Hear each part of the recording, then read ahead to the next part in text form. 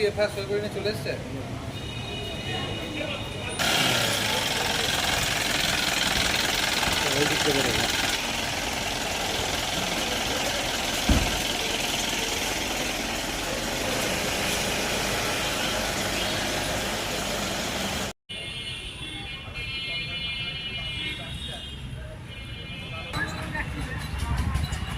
পিন্টু দাস হ্যাঁ, আপনার অভিযোগ ডিভোর্সের সূত্রে পিন্টু দাসের সাথে পরিচয় হয়। একটু জোরে বলুন। ডিভোর্সের সূত্রে পিন্টু দাসের সাথে হ্যাঁ বলুন। ডিভোর্সের সূত্রে পিন্টু দাসের সাথে পরিচয় হয়। তখন ও বলে যে তোমাকে বিয়ে করব, তুমি তাড়াতাড়ি ডিভোর্সটা ছাড়ো।